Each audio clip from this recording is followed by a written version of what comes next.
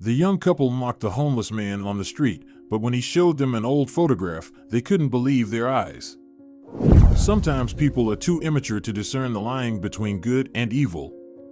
They can commit completely thoughtless, sometimes even terrible acts, without fully understanding whether they are right or wrong. And when it comes to those from troubled families, one might not even wonder. Such people are broken from a young age, accustomed to treating others the way their parents once treated them. Sophia and Jason were just such people. Their childhood left an indelible mark on their character, causing others to perceive them as unpredictable or even dangerous. They didn't feel stability or safety in their homes, which led to their growing up without understanding norms and boundaries. In their small world, their moral compasses pointed in the wrong direction. Each day was a struggle for survival, even if it meant crossing laws or ethical norms. They both felt lost, trying to find themselves and their place in a world that seemed hostile and incomprehensible. The girl grew up under constant psychological abuse from her own mother. Her mother, a true narcissist, saw her daughter's birth only as a tragedy. Childbirth had left her figure sagging, there was no more time to take care of herself, and men had lost interest in the single mother. In Sheila's eyes, her daughter became a living reminder of lost youth and freedom. Each day, the mother grew more angry and irritable, transferring her dissatisfaction with life onto Sophia's frail shoulders. "Mom, I'm home." The girl rushed into the house in high spirits. Today, there was a swimming competition at school that Sophia had been preparing for months. She might not have become the champion, but she was still happy to have won a prize. That's why she hurried home, wet, tired, but happy. "Mom, can you imagine?" she began, panting. "I got second place in swimming. Isn't that great?" Sheila stubbed out her cigarette. She didn't hurry to turn to her daughter. To be honest, while Sophia was at school, her mother truly enjoyed her solitude. She took a bath with aromatic foam and sea salt, took care of her hair, and even managed to paint her nails. No one bothered her with nonsense, no one made noise, no one disturbed her peace. The woman sighed heavily, momentarily imagining how her life would have turned out if she had found out about the pregnancy a couple of weeks earlier. Sheila looked at her child and immediately grimaced. "And what is this? So, you're sacrificing your figure for swimming, building manly shoulders, a back twice as wide as mine." She poked Sophia's flat stomach with her finger, "and in the end, you can't even succeed in sports? Out of all your classmates, you have the worst figure.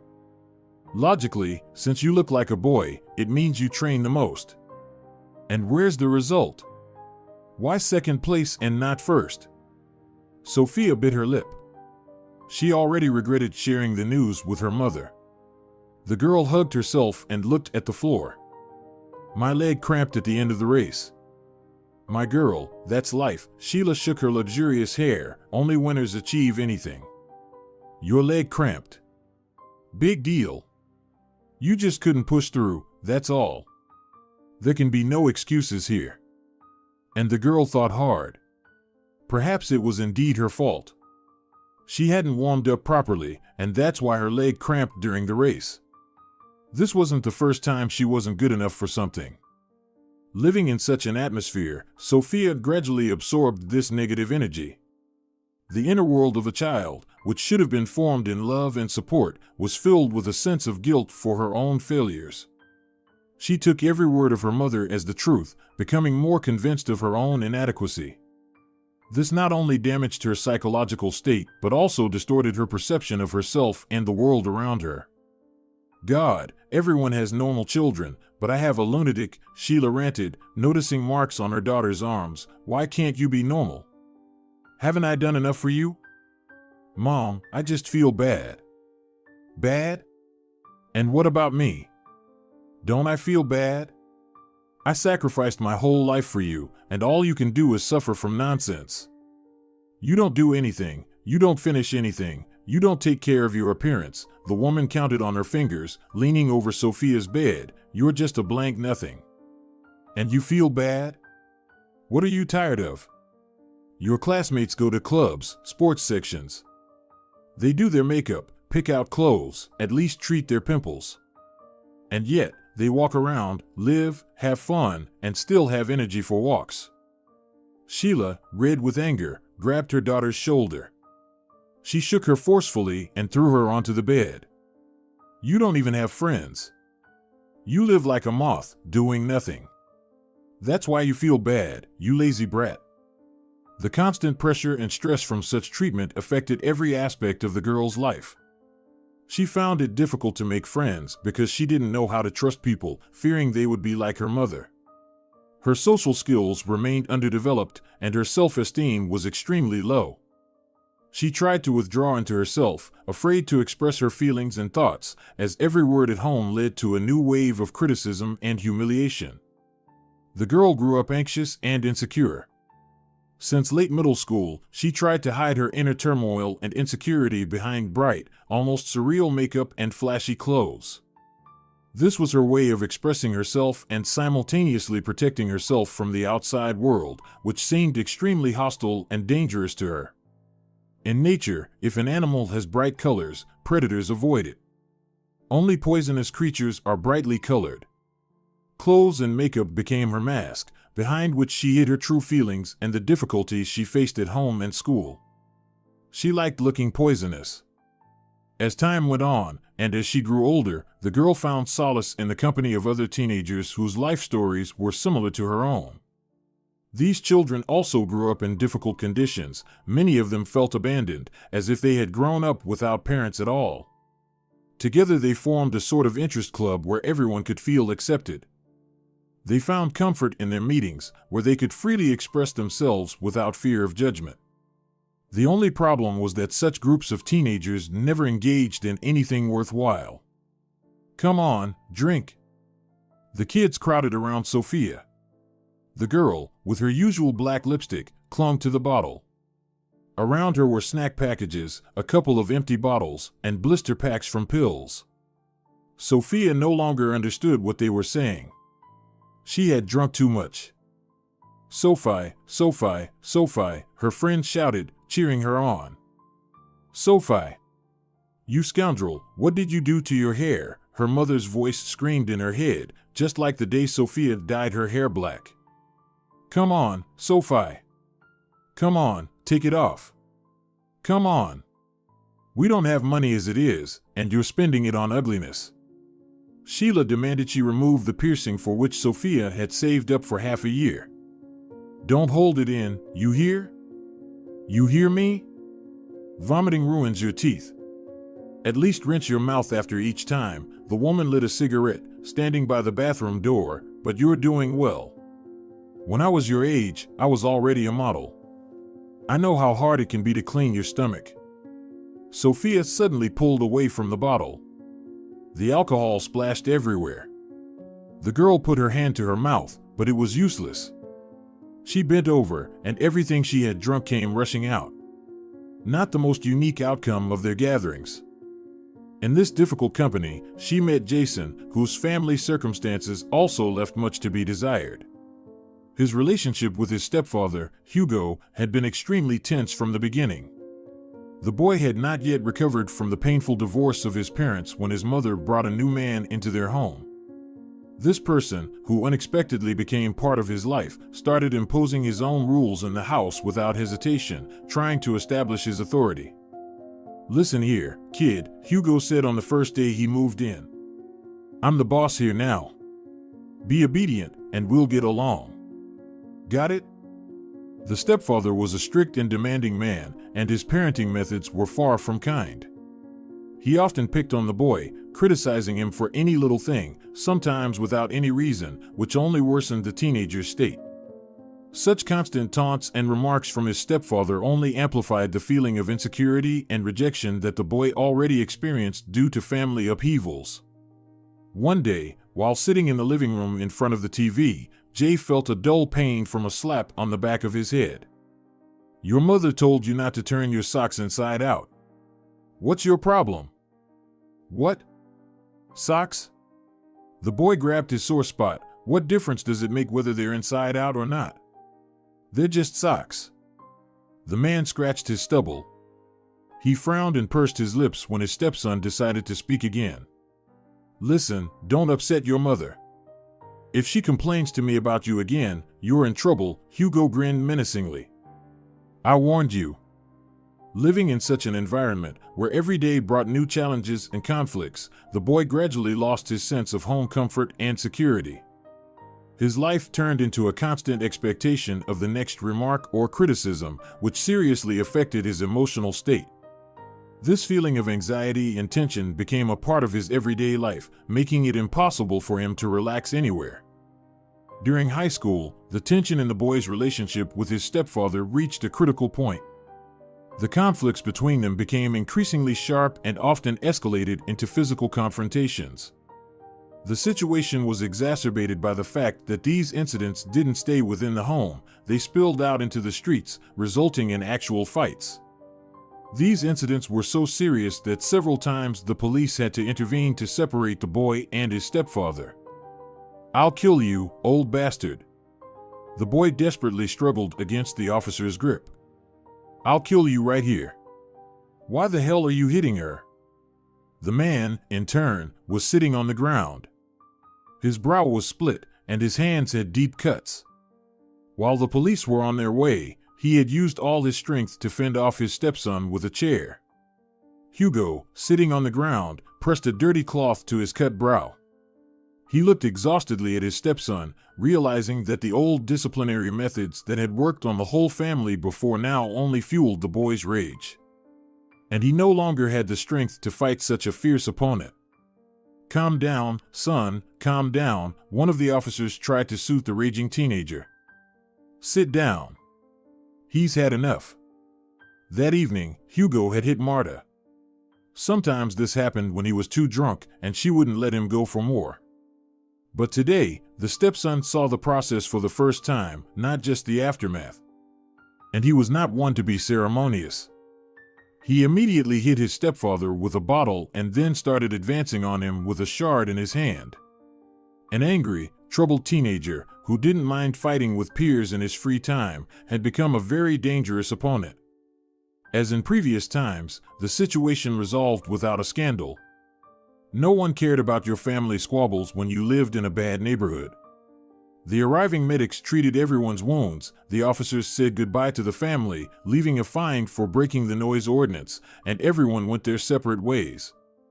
As soon as the police and the ambulance left, everyone in Hugo and Marta's house retreated into their thoughts. Jason, sitting on the porch, understood that his actions could have led to more serious consequences, but at that moment, seeing his mother's tears, he couldn't act otherwise. Did he have the right to stay on the sidelines? Marta couldn't stand up to him, neither morally nor physically. Jason had no other choice. He had to defend her, to make his stepfather understand that he could be punished for his cruelty. The boy's mother, in turn, remained indifferent to what was happening in the family. She didn't intervene in the conflicts, ignoring her son's problems and focusing exclusively on her personal life. Marta didn't even care about the beatings. Her priority was her new relationship, not the well-being or psychological state of her child. This lack of attention and support from his mother only intensified the sense of loneliness and misunderstanding that the boy faced daily. The evening descended on the house, filling it with silence, interrupted only by the monotonous noise of the television. Marta, engrossed in her phone, barely noticed her son sitting next to her on the couch. "Mom, we need to talk," his voice trembled with nervousness. Marta snorted, not taking her eyes off the screen. Conversations with her son were unpleasant for her. He always tried to teach her something or ask her for something. But she just wanted a complete family. Was that so hard to understand? "We always need to talk," she muttered, scrolling through the news. "What now?" "You see what's happening, don't you?" He struggled to find the words. "These aren't just fights, this is serious, Mom. He shouldn't be hitting you." "Everything's serious for us," Marta waved him off as if swatting a fly. "I have my own problems, understand? Everyone has their own. And if Hugo raises his hand against me, it doesn't concern you." Jason shook his head, feeling his disappointment turn to hurt. He didn't know how to make his mother understand that a son shouldn't see his mother being hurt. I'm your responsibility too, Mom. Why don't you see that? Marta looked at her son silently. Her gaze remained cold and detached. Deep down, she understood that all of this was wrong. But who else besides Hugo would want a single mother with a child? And unemployed at that. Look at me, Mom. I'm your son. I need your help. For a moment, something like regret flickered in Marta's eyes, but she quickly turned her gaze back to her phone. The last thing she wanted was to let her son know he was right. You'll grow up and have your own kids. And you'll understand that not everything in life is as simple as it seems to you now, she said mechanically, as if justifying her indifference. The son sighed, feeling a growing sadness for the mother he had never truly known. Such a childhood left a deep mark on his personality, forming a constant sense of anxiety and distrust towards others. The lack of a safe and supportive family environment played a decisive role in his social and emotional development, leaving unresolved conflicts and deep emotional wounds. It was quite expected that the bright girl and the rebellious boy would end up together. No one was surprised by this outcome. Sophia and Jason complemented each other well. She constantly got into conflicts and wasn't afraid to stand against others' opinions.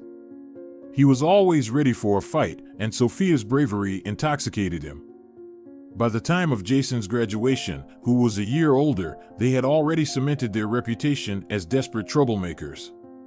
Even the principal refused to deal with them. Mr. Melton, Sophia disrupted the class again. The teary literature teacher began from the doorway. This time she just poured water on me from a bottle. Can you imagine? Just pouring water on a teacher because she got a bad grade. What does she expect if she always comes without her homework done? Why did she behave normally in Mr. Collins' class but turns into a demon in mine? Mr. Melton leaned back in his chair. He consoled himself with the thought that this hell would soon be over. About 3 years ago, there was still some way to manage the troublesome pair, mostly because children are more obedient individually. But as soon as Sophia and Jason teamed up, the scariest part about this pair was that their parents couldn't do anything about them.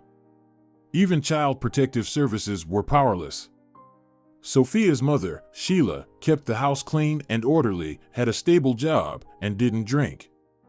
The only downside was the persistent smell of tobacco in the apartment. The best the teaching staff could achieve was to get Sophia registered at a psychiatric dispensary. As for Martha and Hugo, a complete family, stay-at-home mom, stepfather, a senior sales manager. Child Protective Services only reached their squalid neighborhood once.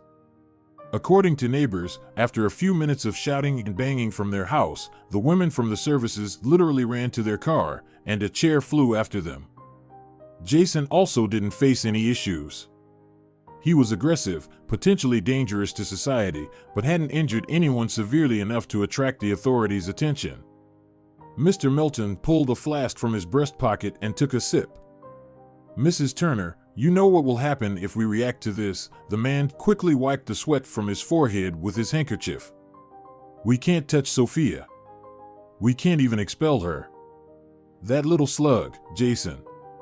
He'll make our lives hell, and we won't be able to prove to the cops that it was him. He's cunning, far from stupid. Then what do you suggest we do? Other kids see what she gets away with. They see it and try to imitate. Why did her mother refuse homeschooling? Why does she even come to school if she doesn't want to learn? The teacher sobbed. The principal froze. With quick, trembling fingers, he tried to open the flask again. Before bringing it to his lips, he shot a brief, swift glance at the woman. Oh, Mrs. Turner. She just enjoys tormenting us. And there were many more stories at that school. From scandals to fights. But Mr. Melton was right. Sophia really enjoyed making other people's lives miserable. And Jason gave her a sense of impunity. Outside of the home, she could say whatever came to her mind. She always had a boyfriend with uncontrollable aggression and a thirst for violence ready to come to her aid. The boy and girl, having reached adulthood, started living together, renting an apartment, and planning their future together, including a possible wedding. However, despite outward signs of growing up, they remained the same teenagers at heart. Their life continued to revolve around endless parties with cheap alcohol. They changed jobs like gloves. Most often, they were fired for disciplinary reasons. The household chores in their apartment were ignored and became a source of arguments. "Damn it, Sophia!" Jason roared, standing in the kitchen. "I asked you to unpack the bags. Now all the ice cream has melted. God! It soaked into the bread. Come here and look at the mess in the bag." A disgruntled girl rounded the corner. Her hair was disheveled. It was obvious that she had simply been sleeping on her day off, not thinking about anything. "Couldn't you have done it yourself?" "Sophia." Jason straightened up to his full height and threw a bag into his girlfriend's hands. "I'm working today. I came, left the bags of groceries, and went to my shift. By the way, I went to the store. It was your turn." Sophia rolled her eyes and snorted. She didn't like it when Jason played daddy. The girl turned and headed to the bathroom, just placing the bag on the floor. She wasn't in the mood for a conversation. "By the way, I spent money on groceries, Sophia." The arguments between them over household chores, such as going to the store or taking out the trash, often escalated into prolonged conflicts that could last for weeks. During this time, the trash bag would grow ominously larger and start to emit an unpleasant smell because neither wanted to compromise. This situation symbolized a broader problem in their relationship, their inability to take responsibility and share household duties, which only increased their mutual irritation and dissatisfaction. The couple's life constantly balanced between wanting to enjoy youth without limits and the necessity of taking on the responsibilities of adult life.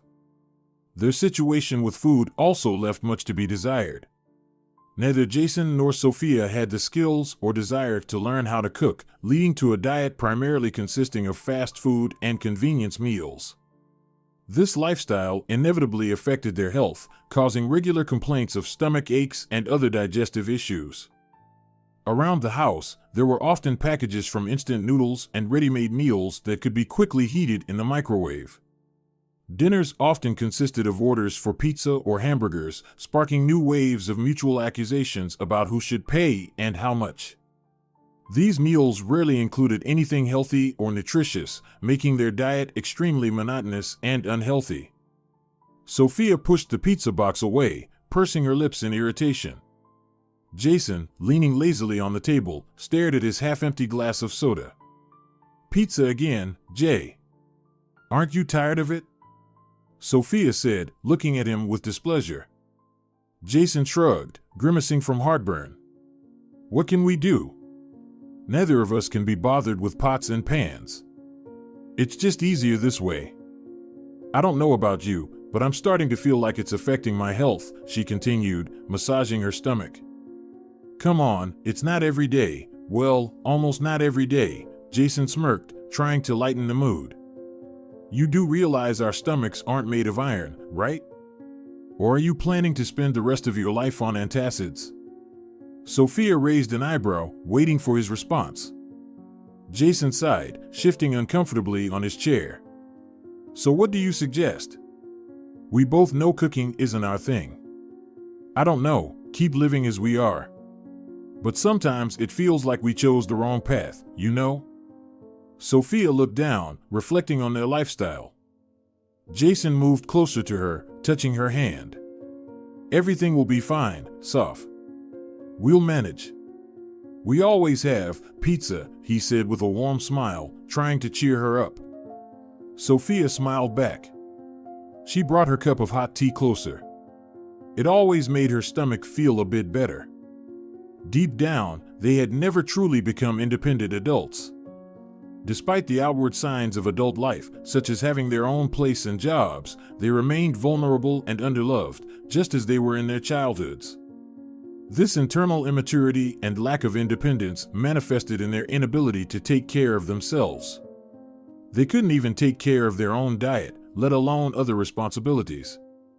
But no one pointed out this problem directly to them, so they continued living in their closed loop, unaware of the full seriousness of their situation and not seeing the need for change. This created an illusion of normalcy until the consequences of their lifestyle increasingly made themselves felt. One warm spring day, while strolling through a cozy city park, the couple came across an unkempt old man. He was sitting on a bench, with a small tin can with some coins and a cardboard sign that read in large letters, "For food." The man's appearance and tired eyes spoke volumes. It was clear he was homeless. His clothes were worn and dirty, and his gaze seemed absent and lost. "Spare some change for an old man's food," the beggar mumbled almost incoherently. Seeing his condition, the couple somehow decided it would be funny to prank the old man. They approached closer, and without thinking about the consequences, Sophia lightly kicked the can, causing the coins to scatter loudly across the pavement. This unexpected action startled the old man, who quickly stood up. However, he couldn't take a step towards his coins. The shock and confusion from such behavior from young people paralyzed him. "What are you? Why would you do that?" The old man stood there, clasping his hands and staring at the scattered coins, his eyes a mix of pain, surprise, and disappointment. He clearly hadn't expected such treatment, especially in a place meant to be associated with peace and relaxation. The young people's action struck at his dignity and sense of safety. "What's the matter, drunkard? Can't gather your pennies? Get a job, you slob," Sophia sneered cruelly. Her words were like salt in the wound for the elderly man, who already felt vulnerable and destitute. His eyes, wet with tears, looked up at the girl. In them, one could see immense pain and disappointment in strangers who had decided to mock him so harshly. The old man tried to hold back his tears, suppressing his emotions, but it was clear that the hurt had struck deep into his soul. At that moment, the elderly man took off his worn-out hat and pressed it to his chest, as if trying to find comfort in the gesture. His demeanor and expression conveyed deep insult mixed with a sense of complete helplessness. He looked as though every cell in his body was ready to burst into tears from the pain caused by these thoughtless and cruel words. The old man's words began to falter, his speech slurred. "I fought, for the future, for the children. I was wounded by shrapnel." The old man paused, sobbing painfully. "I worked like everyone else. I was wounded in the war. I can't work anymore. Why are you doing this?" But his words were met with only cold indifference from the young couple. The girl didn't even try to hide her contempt, adding a few more hurtful words that only deepened his emotional pain. "Sober up first, then talk to people." Then, frowning from the insult and anger, the old man jerked out a tattered photo from the inner pocket of his shabby vest. Despite their obvious distrust, the young couple glanced at it. The photograph showed a stately man in his 40s, stern and commanding respect. Comparing this photo to the old man before them, the young people couldn't deny it really was him, just many years ago. They instantly paled at the realization that standing before them was their former history teacher, the man who had once taught them to understand history. Mr. Collins? Adam Collins? He was the kind of teacher who stood out with his approach to teaching. Unlike his colleagues, who often instilled fear or irritation in students, this man tried to impart knowledge about his subject to each of them, making the lessons interesting and comprehensible. He did not evoke fear or anger among the students, who at that time didn't yet know each other well, despite studying under the same roof. He was the one who could unite the class, make the children think and analyze, rather than just memorize material. Knowing world history means building your own. It's not just useless dates, but a lesson taught to us by the past. I don't make you learn everything, but I demand that you delve into events, accept and understand their importance. However, the encounter in the park made them see their former teacher in a new light. Seeing him in such a state, sitting on a park bench begging for alms, raised a question for many. Why was their beloved teacher here, in this situation, instead of continuing to teach and inspire within the school walls? This question tormented them, causing mixed feelings, from surprise and bewilderment to pain and compassion. Could it be, is this why you disappeared? Sophia asked quietly, barely audibly. They didn't even tell us why you decided to leave, Jason added bitterly. The young people, remembering how this teacher had found a way to engage each student and spark their interest in the subject, couldn't understand how such a valuable educator could end up in such a situation. They began to realize that behind the facade of school life could lie complex and tragic stories they had never suspected. This knowledge cast a heavy shadow over their school memories, making them think about many things, including the importance of attention and support they could have offered their teacher at that moment. Children. I really did fight, children, Mr. Collins said more clearly now. I thought it wouldn't catch up with me. But it did, years later. It turned out that the story of their former teacher was much more complicated and tragic than the young people could have imagined. Before becoming a teacher, he had served in the army and participated in combat in a hot spot. Right after university, still young and healthy. This period of his life left an indelible mark on his fate. During one of the battles, he received a serious injury. A piece of shrapnel hit him in the head and lodged in his skull. The situation was extremely complex, and the surgeons deemed the operation too risky. The risk of damaging a major vessel and causing irreversible consequences outweighed the potential benefits of removing the shrapnel. Mr. Collins? Mr. Collins, can you hear me? The man had been delirious for several days. The doctors had managed to stabilize his condition, but Adam still felt as though he had been run over by a tank. He struggled to open his eyes, and the image of his attending physician appeared before him. The soldier blinked, letting the doctor know that his words were getting through. Adam, listen. There's a piece of shrapnel in your head. About this size. The doctor gestured with his hands to show the approximate size of the foreign object. Right now, it's not threatening you. It hasn't hit anything vital. You have a very strong guardian angel, Adam. Ideally, foreign objects shouldn't be left in a patient's body. But your case is different. We can try to remove the shrapnel, but I'm afraid you might bleed out due to the proximity of major vessels. Or you could end up disabled. The soldier tried to say something, but he barely had the strength. No, he didn't want to drool for the rest of his life. He had been in the hospital for a week already, and he was sick of his own weakness. Leave it. I want to live normally. Understood, sir. That's what we needed to hear. After the incident in the army, he was honorably discharged and awarded several military decorations for valor and heroism. Returning to civilian life, he decided to pursue his profession and became a teacher. This career choice was a chance for him to start a new life where he could be of service by educating and mentoring the youth. No more bloody skirmishes, no more wars and deaths. Just children who needed a mentor in this life. So, you just decided to dedicate your life to other people's children? Jay sat down next to the veteran. We didn't even know you had fought in a war. We thought you were just a strict teacher. Ha, now that seems funny. The girl suddenly tugged at a lock of his hair. She pouted her plump lips and stared directly into her boyfriend's surprised eyes. And what's so funny about that? We've already had our laugh. Her voice trembled, but she quickly composed herself. Don't be a clown now. Jason frowned and gave the girl a stern look. The old man, however, just continued his story, taking long pauses to catch his breath. Everything was going relatively well in the teacher's life until one day, passing by the school sports field, an unfortunate incident occurred. A group of children were playing soccer, and one of the balls, kicked too hard, accidentally hit the teacher right in the head. The blow was unexpected and strong enough to cause serious consequences. But stronger than the hit by the ball was the hit by his head on the ground. Not expecting any trouble, the elderly man just staggered and fell. The teacher was immediately taken to the emergency room, where doctors conducted the necessary examinations. The tests revealed that a severe inflammatory process had begun around the shrapnel lodged in his skull. This condition was extremely dangerous and required immediate intervention.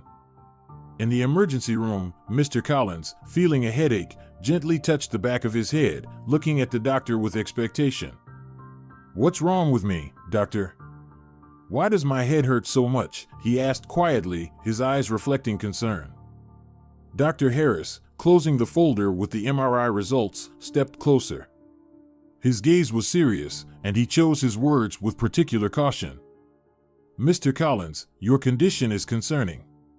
The recent impact has aggravated the inflammatory process around the shrapnel that has been lodged in your skull for the past 20 years. This is extremely dangerous, and we need to act quickly to avoid further complications." Mr. Collins sank into thought, his face growing paler.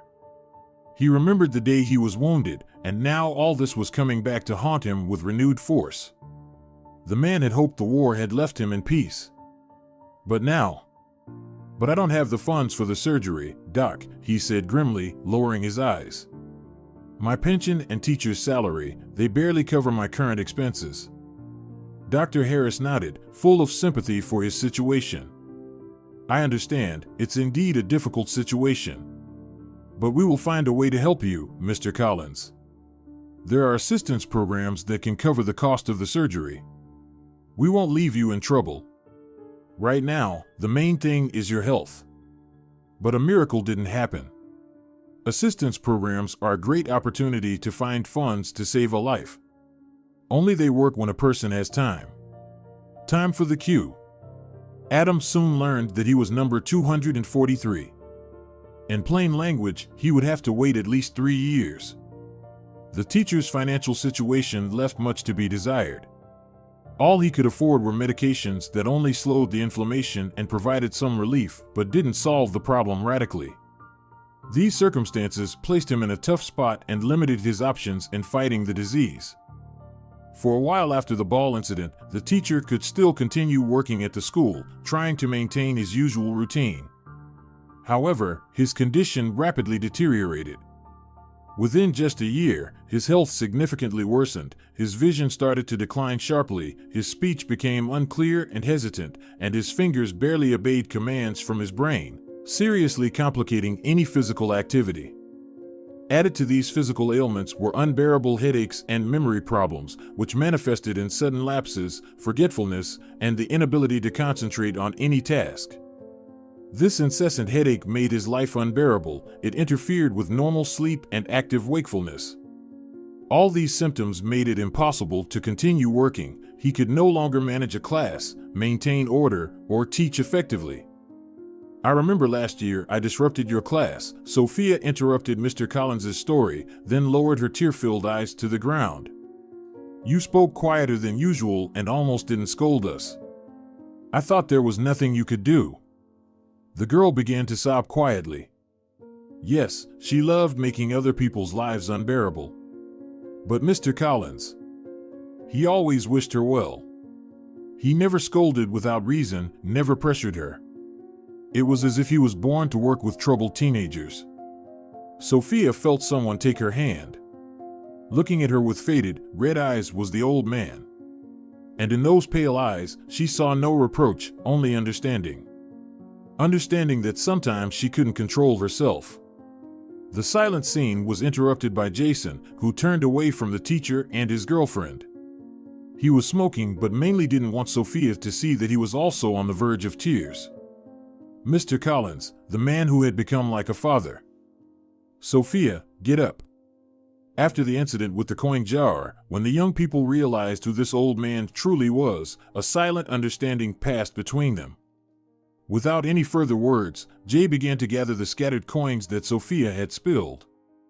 Bending down to the ground, they carefully picked up each coin, trying to restore the little that the old man had. Once they had collected all the money, they handed the jar back to Mr. Collins and took him by the arms.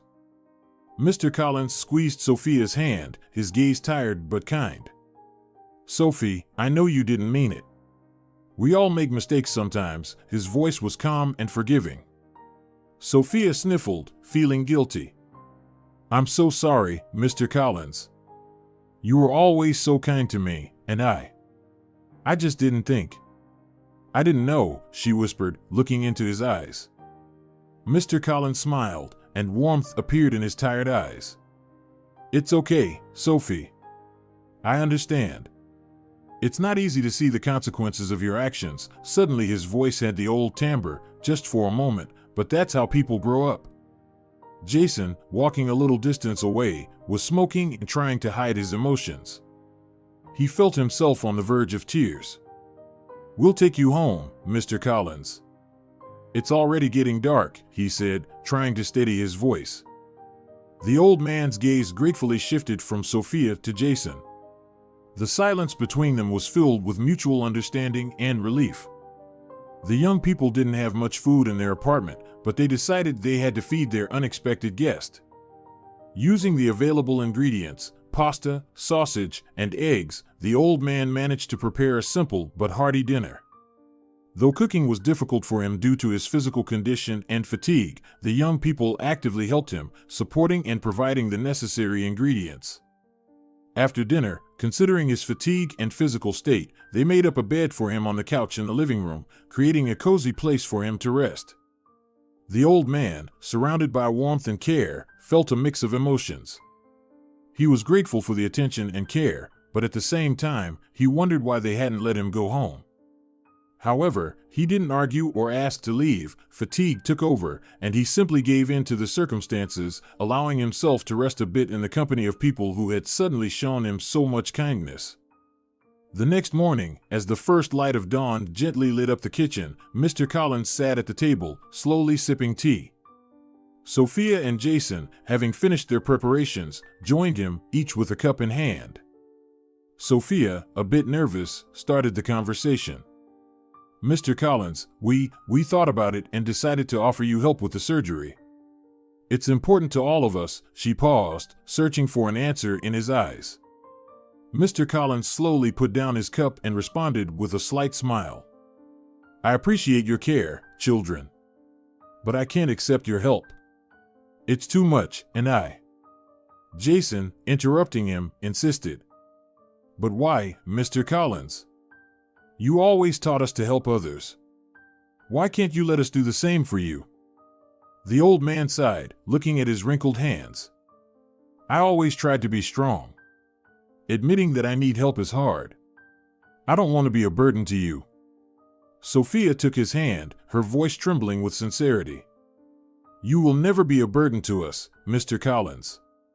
You are our teacher, you always supported us. Let us do the same for you. It's our way of saying thank you." Mr. Collins slowly lifted his eyes, gratitude flickering in them. The veteran, accustomed to independence and self-reliance, initially refused the offered help. He was deeply moved by their care, but his pride and desire not to burden others with his problems prevented him from accepting the gesture. The situation became emotionally overwhelming, and eventually, he couldn't hold back his tears. A life that made him increasingly weak and vulnerable each day had become unbearable. The constant battle with physical and emotional pain drained him both internally and externally. "You know, Sophie, it's torture." His hands suddenly trembled, and the tea threatened to spill from his cup. "I'm only 57. In 2 years, I've withered away. I look like an old man, and you didn't even recognize me." Seeing his reflection in the mirror had become especially painful for him. Seeing himself old and worn out at just 57 felt dreadful. This sight reminded him of how mercilessly time and circumstances had changed him, leaving only a shadow of the person he once was. For the first time, seeing the man who had always seemed strong to them cry, the young people couldn't stay where they were. They both stood up and approached Mr. Collins from both sides, enveloping him in a hug. "We can and want to help, Mr. Collins," Sophia managed through her tears. "Your care truly touches me," he said, finally giving in to the warmth of their sincerity. "Maybe you're right. Maybe it's time to accept help." This decision opened a new chapter in his life. A month after their conversation, he decided to sell his apartment, which allowed him to gather the necessary amount for the surgery. The sale of the property was successful, and the deal was closed quickly and efficiently. If it weren't for the young people, he wouldn't have dared to take this step. Where would he have lived otherwise? A month after selling his apartment, the old man successfully underwent surgery. The operation went smoothly, and the doctors were satisfied with the results. The remaining money after covering medical expenses was transferred to a savings account that the old man opened for future needs. Neither party expressed any desire to claim these funds, confirming their genuine intentions to help. Why would Sophia and Jason need this money? They both had jobs and were living well. The recovery process after the surgery was challenging. Mr. Collins' body, already aged and weakened by years of hardship, faced serious challenges. However, despite all the difficulties, he courageously overcame the stages of rehabilitation, finding the strength and desire to return to an active life. The young people, in turn, demonstrated exceptional care and support. They warmly welcomed him into their apartment after his discharge from the hospital. The question of where the old man would live during his recovery didn't even come up. It was understood. They welcomed him into their home with open arms, providing not only a roof over his head but also the warmth of their hearts, which became a great support in his battle for health and well-being. In the evening, when Mr. Collins returned home after being discharged, tired but with relief in his eyes, he turned to Sophia and Jason. "Thank you both. I still can't believe you did all this for me. How can I ever repay you?" Sophia smiled gently, handing him a cup of hot tea. She hadn't even noticed how clean dishes had become a constant presence in their apartment. Before, finding a dirty cup somewhere in the rooms was a challenge. "Mr. Collins, you've already given us more than enough just by teaching US in school. We're not doing this for gratitude. We believe it's the right thing to do," she said, resting her chin on her hand. "You know, of all the teachers, you were the only one who believed in us. You didn't scold or humiliate us. You didn't even teach us, you were just there. And that was enough for us to do well in your subject. Well, and not cause trouble in class. I don't know how Jay behaved in his class." Jason, sitting opposite on a chair, added, "Yeah, and besides, helping others is what you taught us. Now it's our turn to take care of you. You always talked about the importance of unity and mutual support. Even gave examples from history. Some of them were even scary to me," Sophia added. "I don't like war stories." Mr. Collins nodded, taking a deep breath. "I always hoped my lessons would resonate in your hearts, but I never expected them to manifest in this way. It means a lot to me, more than I could ask for." Their conversation continued for a long time, intertwining memories of school days with plans for the future.